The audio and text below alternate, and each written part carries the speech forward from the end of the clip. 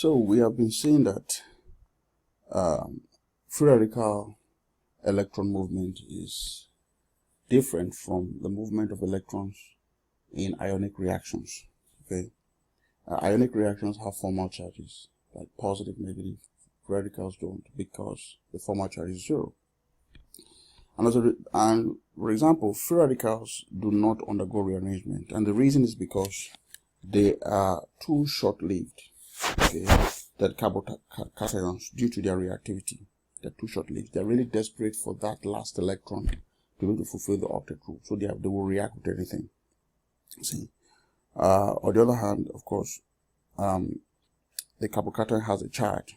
See, so this carbocation will rearrange to produce the more stable tertiary carbocation, but in this case, this will not rearrange. So make a note of that. Now, just like in resonance, we have 6 key arrow pushing patterns which you have to be comfortable with when it comes to free radicals. Okay, the first one is a homolytic cleavage. Okay, in which the bond breaks in a homolytic fashion to yield 2 free radicals. The second is the addition to a pi bond. As you can see, this adds to the pi. An example of that is this. So the bromine radical adds to the pi bond to give the radical. See? So in this case, the radical is sustained, so it's more like it's going to be a propagation. Okay? This first one is going to be an initiation. This one, the radical is sustained, so it's going to be a propagation.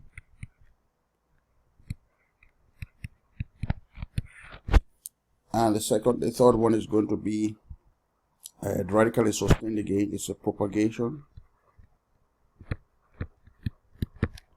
And this, the radical is sustained. The halogen abstraction, that's also a propagation. Okay, and here this is the elimination. Again, it's still a propagation because the radical is sustained. The elimination is actually the reverse of the addition to a pi bond, so make a note of that. And lastly is a coupling, and the coupling is the reverse of the homolytic cleavage, and it's going to fall into a class which we'll eventually refer to as a termination. Termination. Okay. Now note that the radical electron movement generally involves 2 or 3 fissures. See, it generally involves 2 or 3 fissures. So you need to make a note of that. So you can see here the reversibility. A homolytic cleavage can be reversed by coupling, right? While the addition to a pi bond can be reversed by an elimination. The hydrogen abstraction can be reversed by another hydrogen abstraction, right? Same thing with the halogen abstraction too can be. So you can see what is happening here. Okay, you can have that happening as well. Okay, all right. Now, radical electron movement is generally classified as either as initiation, termination, or propagation. Initiation occurs when radicals are created. Termination occurs when radicals are destroyed. As you can see here, radicals are created, right? This is not a termination. This is actually a propagation because radicals are sustained. Okay? Propagation occurs when the radicals move from one location to the other. As you can see, the radical is here, it has moved here. Radical is here, it has moved here. That's here, it moved here. It moved here. Okay? You see? So these are all propagation. The only example of an initiation is this, not this. Please cross that out because that's not supposed to be there. You can see it repeats itself. So this is a propagation, propagation, propagation, propagation. It's a propagation because the radical is sustained. It's sustained. You can see you have a radical on both sides of the equation. You see? Now let's apply our electron pushing skills to this reaction. So you have methane here. You have methane. You have methyl chloride. To give methylene chloride and HCl. You have to consider each pattern. First, you begin with an initiation. That's the first step. An initiation. Number one, you do an initiation. You see. Now, the homolytic cleavage for CH4 or methane is not likely because the CH3, the H3, the methyl radical is unstable. It's too unstable. Okay.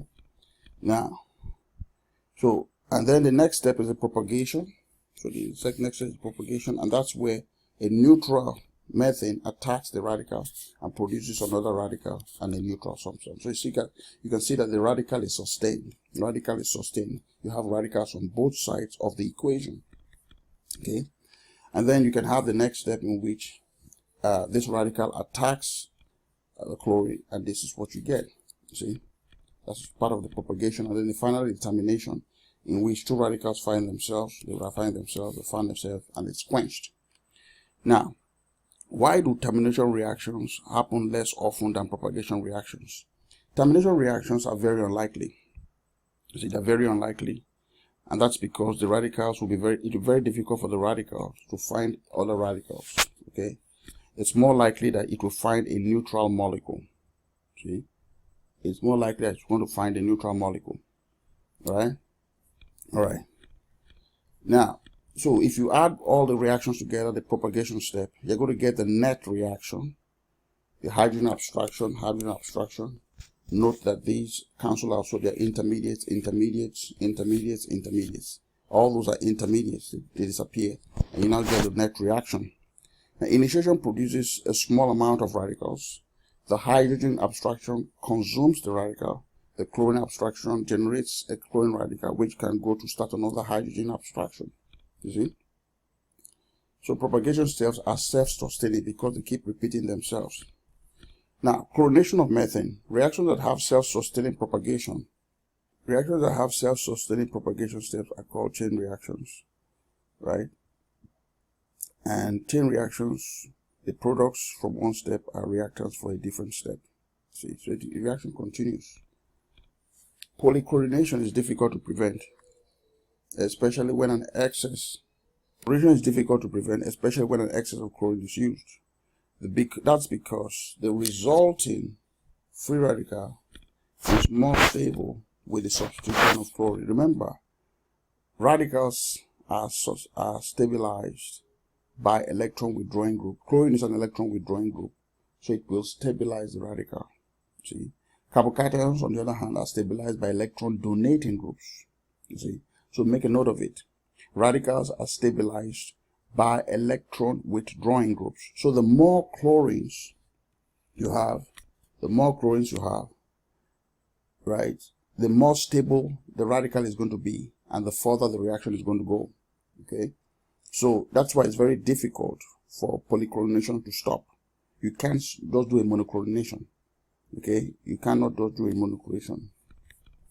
Now, so if we're going to draw a reasonable mechanism to show that shows each of the following products by form, first you need to begin with an initiation.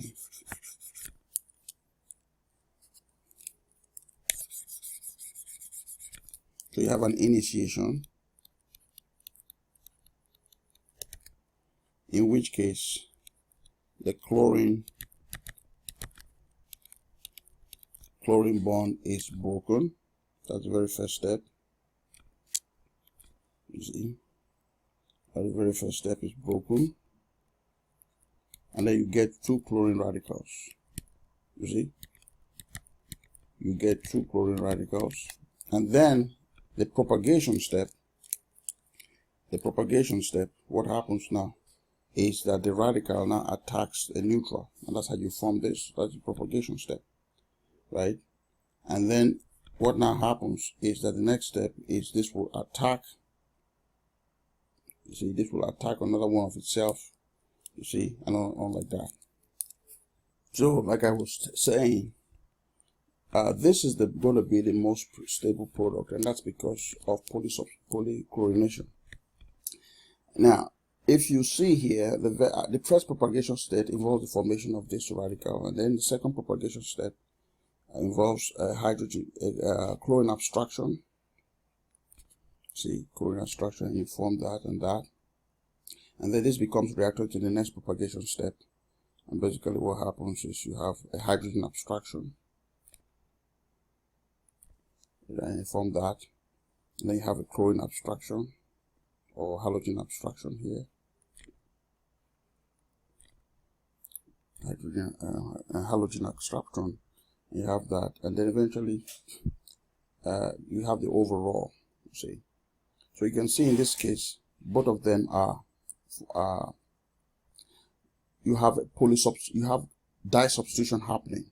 Two chlorines, you know, and end up substituting, and that's what you get.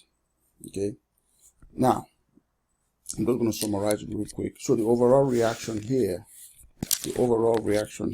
is going to be simply, so this is going to be the overall reaction.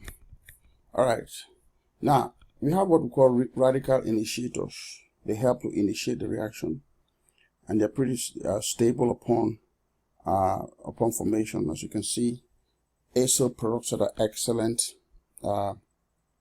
initiators because this is stabilized by resonance, and as a result, it is going to have the lowest bond dissociation energy because of its significant stability. And the reason is because acyl peroxides, because they require the least amount of energy to break the bond, and that's because, of course, the radical that is formed is it's less stable. It's most stable. It's the most stable. Yeah, it's the most stable. If the radical is the most stable, then you're going to require very little energy to break the bond. Now, inhibitors act in a reaction to scavenge free radicals. Okay. So we have what we call initiators, and we have what we call inhibitors. Initiators start the reaction just like acyl peroxides, but inhibitors stop the reaction. They scavenge free radicals. They scavenge free radicals to stop the reaction. Okay, and oxygen molecules can exist in form of a diradical, which make them react readily with other radicals. Okay, as you can see here, that's how the radical is formed. The bond breaks in a homolytic fashion, and you have this and that. Okay. Now, to prevent this reaction from happening, then what you need to do is bubble air and inert gas into the reaction mixture to expel all the oxygen. You see, so oxygen can exist as a diradical. See, so you need something that will scavenge any oxygen present, and one way to do that is just bubble in an inert gas. Okay. A radical inhibitor, a great radical inhibitor, is called hydroquinone. And that's because upon hydrogen abstraction by a radical, right, it becomes resonance stabilized. See, and by the time you abstract the second hydrogen, it becomes resonance stabilized, and it leads to the formation of benzoquinone, which is so stable. So that kind of just ends the entire propagation step. See, because you are not producing, actually terminating, you know, the radicals. You are terminating the radicals, because see, the radical abstracts a proton and a hydrogen radical and becomes neutral, right? Then the second radical abstracts the second hydrogen and becomes neutral as well, and as a result, you have the formation of benzoquinone. So this actually, it helps to terminate the entire process of propagation. Okay. All right, so we will stop here and we'll continue from next class.